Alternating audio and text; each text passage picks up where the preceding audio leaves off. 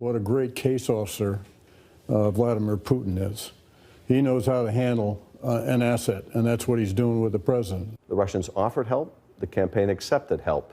The Russians gave help, and the president made full use of that help. And that is pretty damning. The top Democrat on the Intelligence Committee is warning today that there is already evidence that the Trump campaign colluded. Adam Schiff, the top Democrat, saying there is significant evidence of collusion. Adam Schiff saying there is, quote, significant evidence of collusion. According to Congressman Adam Schiff, who attended the hearing today, President Trump and Trump Jr. had a conversation. This is something that Adam Schiff, the ranking member of the House Intelligence Committee, brought up today. We heard from Adam Schiff. According to Schiff, well, Here's Adam Schiff. As soon as Adam Schiff and company walk out of that closed-door hearing, let us know. the former DNI director, James Clapper, and John Brennan, they all talked about seeing communications, meetings that was concerning them. And this now backs up some of what they've been saying all along. James Clapper, who knows more about all of this than almost anyone out there. General Clapper and Director Brennan on the show just a few minutes ago saying that they think that President Trump is being played by Putin. Reasonable to ask if he could be working on behalf of Russian interests and not the U.S.'s? Well, it's a reasonable question. Former acting FBI Director Andrew M.A.G.A. listened to what he said when asked whether he thinks President Trump could be a Russian asset. It's possible. I think that's why we started our investigation. Andrew McCabe, I asked him that question. He said, I think it's possible. It's possible? That is a remarkable statement for a top intelligence official to make. The FBI, the CIA, the NSA, the former Director of National Intelligence, James Clapper, I mean, they've all said this. So to believe that that's wrong, you have to believe they're all involved in an elaborate conspiracy to get Donald Trump, which seems a little far-fetched to me. So there's clear evidence on the issue of collusion, and this adds to that body of evidence. There's ample evidence of collusion in plain sight, and that is true. Have Democrats found any evidence of collusion? Yes, we have. You can see evidence in plain sight on the issue of collusion, pretty compelling evidence. And there is significant evidence of collusion. There is ample evidence, and indeed there is, of collusion of people in the Trump campaign with the Russians. I think there's plenty of evidence of collusion or conspiracy. All of this is evidence of collusion. There is significant evidence of collusion between the campaign and Russia. But we see no evidence of any malicious unmasking. The origin of this wolf was, like most problems these days, a presidential tweet in which the president said he was illegally wiretapped by Barack Obama. Now, when the agency said that's nonsense, they moved to the fallback. Okay, maybe he wasn't wiretapped at Trump Tower. Maybe what happened is we were eavesdropping on foreigners and we incidentally collected, and there was something malicious about that. There was no evidence of any malice, no backdoor surveillance. So then they moved on to yet another theory, and that is, well, names were improperly or politically unmasked. There's been no evidence of any politics involved in unmasking. So, it has unfortunately consumed a lot of time without much purpose, except, I think, to distract from our focus. And we, for our part, are determined not to lose focus. We're going to continue investigating the Russian interference in our affairs. What do those transcripts reveal? We're not going to ask you to trust us on this one. It's too important. So instead, we're going to quote directly from the transcripts.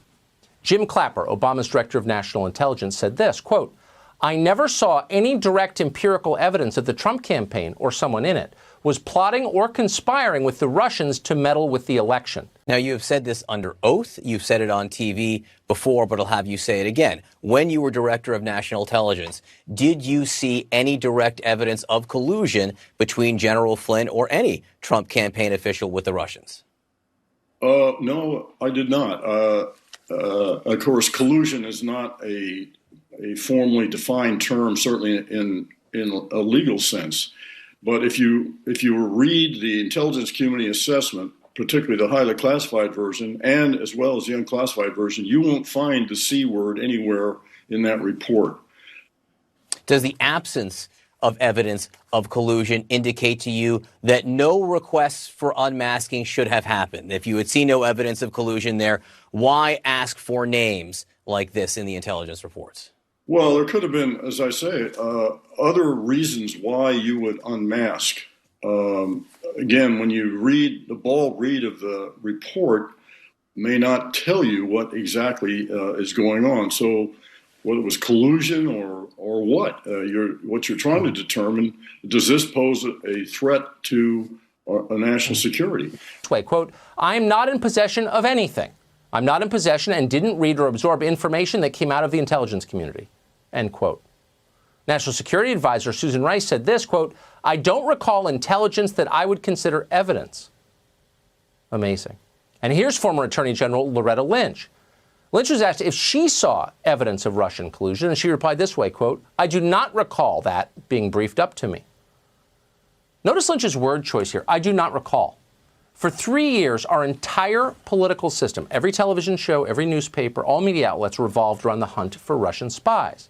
We were told again and again, in order to justify this, that collusion was the greatest crime ever committed in American history. It was a crime against the state. It undermined our democracy. Yet the Attorney General of the United States, a close friend of the President, Barack Obama's, claims she, quote, does not recall if she ever received any evidence that any of it was true. If she'd been Roger Stone when she said that, she would have been charged with perjury on the spot. We'd be watching her sentencing right now. But she's not Roger Stone. And of course, Lynch probably thought the transcript of those remarks would never be made public. That was clearly Evelyn Farkas's assumption. Farkas is a former Defense Department official from the Obama administration. She became a fixture, you may remember, on cable television as news outlets scrambled for puppets with legitimate-sounding resumes to push the Russia collusion narrative. Dumb people who would say anything. And in those categories, Farkas delivered in spades. Here she was in March of 2017.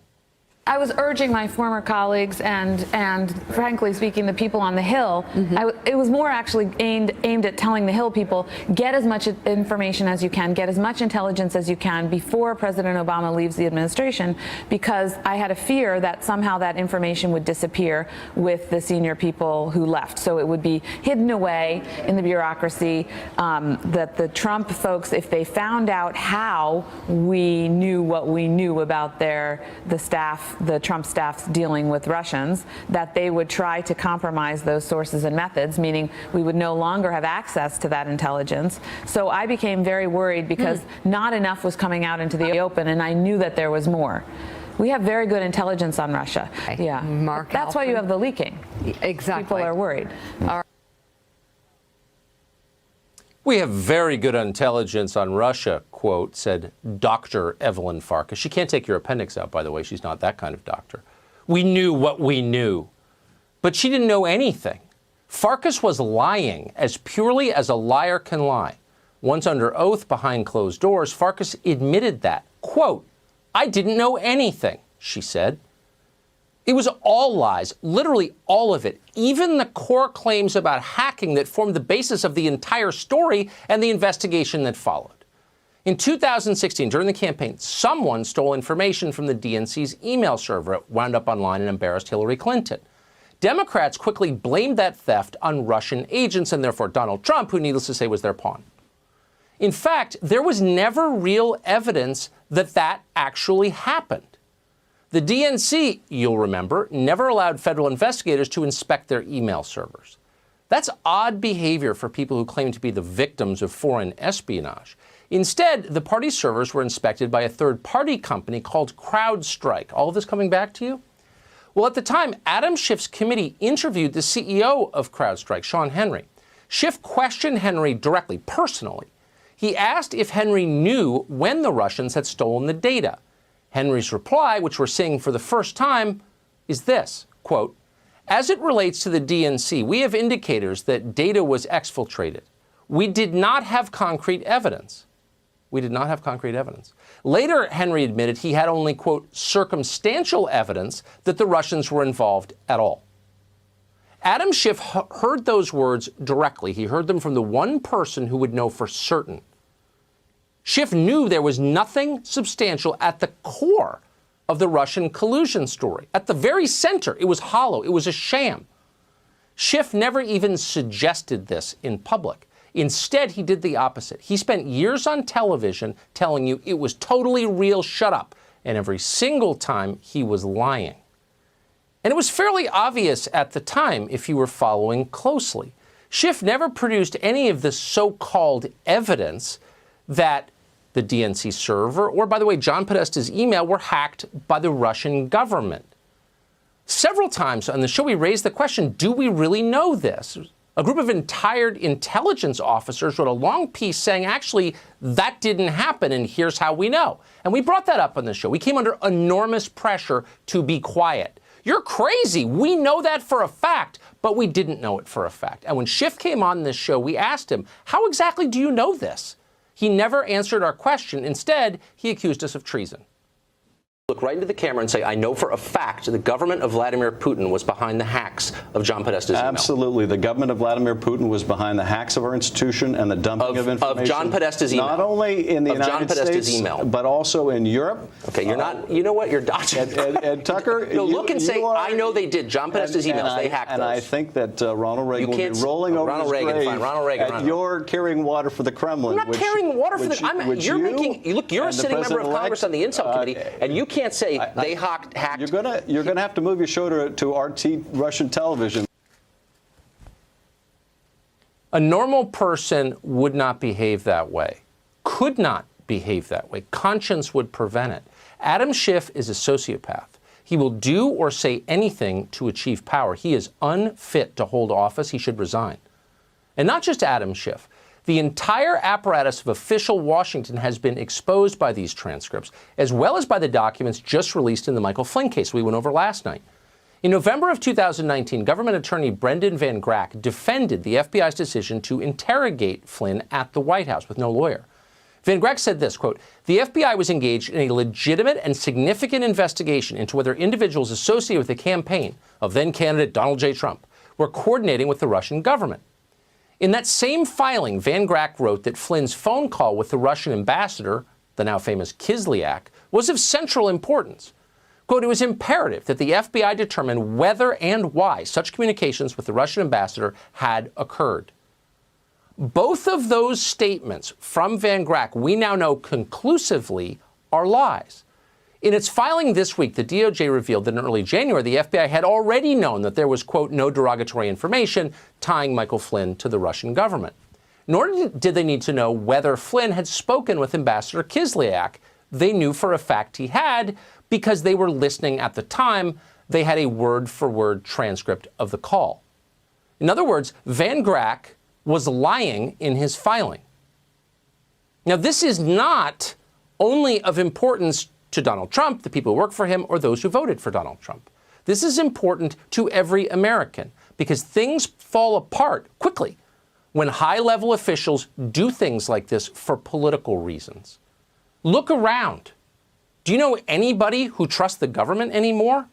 There's a reason for that, and it's not good. It's things like this.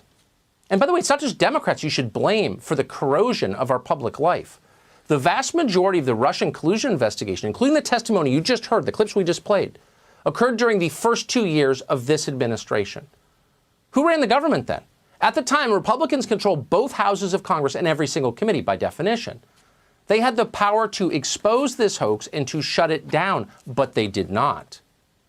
We can only speculate as to why they did not. Perhaps they were too cowardly to tell the truth, or maybe, deep down, a lot of them agreed with the aims of all of this. Either way, it'll be very interesting, and we're going to sit back and enjoy it, as Lindsey Graham and Mitch McConnell and Richard Burr and so many of the other useless Senate Republicans, the total phonies who tell you they're representing you but don't, explain why they didn't really do anything to stop the derailment of America while it was in progress. Okay, so asking for names, nothing wrong with that. Unmasking in and of itself, nothing wrong with that. Leaking classified information, and by definition, these phone calls were classified. That's a problem, correct? Absolutely, it is. And if anyone did leak the contents of these conversations with or without the name, that would be a problem, yes?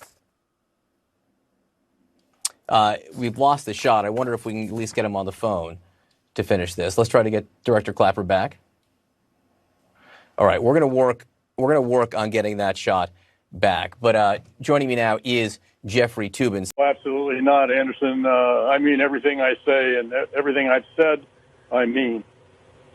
The 2017 assessment that the president says he now agrees with, that was done while you and then CIA Director John Brennan were still in office. So how can we reconcile the president attacking you, but apparently after a very long time, finally, allegedly saying, or saying he allegedly agrees with the product of the intelligence community that you yourself oversaw. Yeah, well, this is, as we've come to know the president, he's not a stalwart for consistency or coherence. So it's very hard to explain that.